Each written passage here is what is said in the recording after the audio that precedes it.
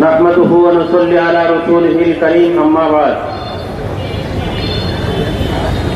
ইসলামী আন্দোলন বাংলাদেশ নারায়ণগঞ্জ জেলা ও মহানগর শাখা কর্তৃক আয়োজিত আজকের এই বিশাল মিছিল ও বিক্ষোভ মিছিল ও সমাবেশের সম্মানিত নেতৃবৃন্দ, সামনে উপস্থিত বিক্ষুব্ধ হয়ে জনতা, আপনারা জানেন আজকে আমাদের প্রধান অতিথি আজকে আমাদের অনুষ্ঠানে থাকতেন, প্রধান বিষয় নিয়েও থাকতেন।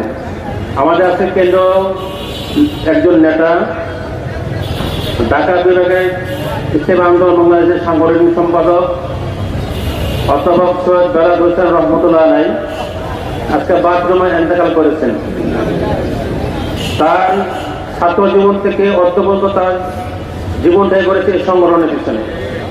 উনি ইন্তেকাল করেছেন, এজন্য সব মুরব্বীরা ওদিকে হাসপাতালে আছেন। বলছেন সকাল থেকে দোয়া চেয়েছেন, আলোচনা ভাইকে মাফ করে দেন এবং জান্নাতের উচ্চ মাকাম দান করেন। সবাইকে দোয়া চেয়েছেন, এই জন্য আসতে পারেন নাই। সংগ্রামী ছাত্র বন্ধুগণ, আজকে আমরা অত্যন্ত দুঃখ ভারাক্রান্ত নিয়ে এখানে উপস্থিত হয়েছি।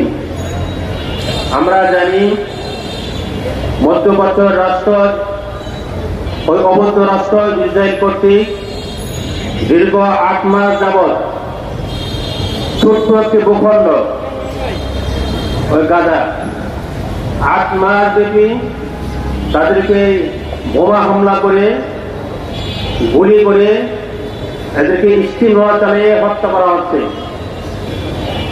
আমরা অদ্যবধ জানতে পেরেছি প্রায় 36,000 মা বোন শিশুকে এরা শহীদ করে ফেলেছেন।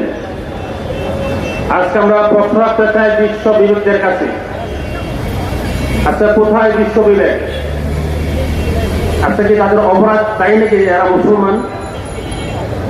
আজকে কোথাও কোন রাষ্ট্রে যদি একজন বিধর্মী মারা যায়, জাতিসংঘ থেকে হুমকার আছে, হুমকি আছে, ধমকি আছে, বিচারের ব্যবস্থা আছে। আজকে মুসলমান রাষ্ট্র হওয়ার কারণে, মুসলিম হওয়ার কারণে এদের মসজিদ, বাড়িঘর, হাসপাতাল সহ সমস্ত কিছু বোম ফেলে চুরমার করে দেওয়া হয়েছে। আমাদের 36,000 মা বোন শিশুদেরকে শহীদ করা হয়েছে। প্রায় 5 থেকে 6 লক্ষ মানুষকে উদ্বস্ত করা হয়েছে। আচ্ছা কোথায় বিশ্ব বিবেক? আচ্ছা কোথায় জাতিসংঘ? আমরা এই সমস্ত জাতিসংঘ ধিক্কার জানাই, আমরা এই সমস্ত বিশ্ব বিবেককে ধিক্কার জানাই।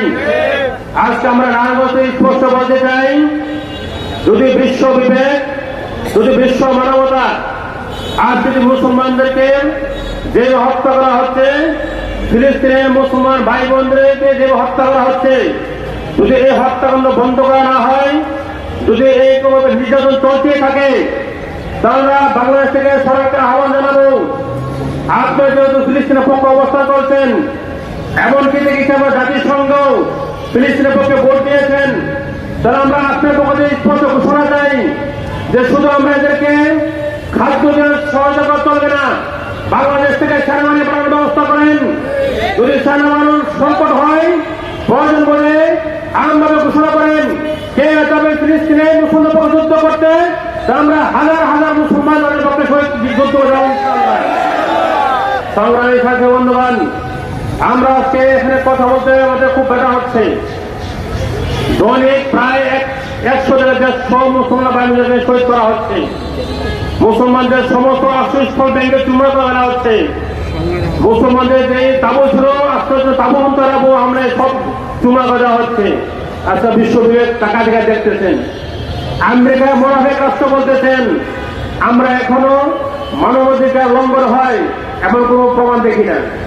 আপনি কোন সময় কোথায় দেখবেন যেখানে 36,000 মা বোন শিশু হত্যা হয়ে গেল, শহীদ করা ফেলল, তারপরে আপনি বলেন এখানে মানবাধিকার লঙ্ঘন হয় না, গণহত্যা হয় না?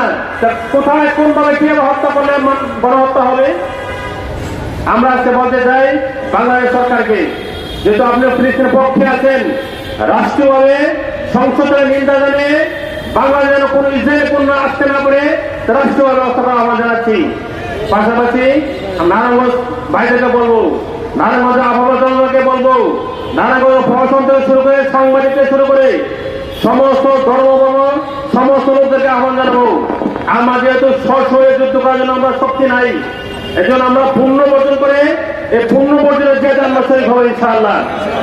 সর্বোপরি আমরা নারায়ণগঞ্জের প্রত্যেকটা ব্যবসায়ী ভাইদেরকে বলবো, কোন ইসরায়েলি পণ্য ব্যবহার করবেন না, কোন ইসরায়েলি পণ্য দোকানে বিক্রি করবেন না। হোটেল রেস্তোরাঁ মালিক ভাইদেরকে বলবো, আজ থেকে আমরা ঘোষণা করছি পর্যন্ত আমরা প্রশাসনের সাথে সমন্বয় করে প্রত্যেক হোটেল রেস্তোরাঁয় প্রত্যেক দোকানে আমরা অভিযান চালাবো। যদি কোথাও ইসরায়েলি পণ্য পাওয়া যায় অবশ্যই আমরা পর্যাপ্ত করার ব্যবস্থা করবো। সর্বোপরি আজকে যারা সমাবেশ শরীর হয়েছেন সকলকে ধন্যবাদ জানাচ্ছি, সাংবাদিকদের ধন্যবাদ জানাচ্ছি, পড়াশোনা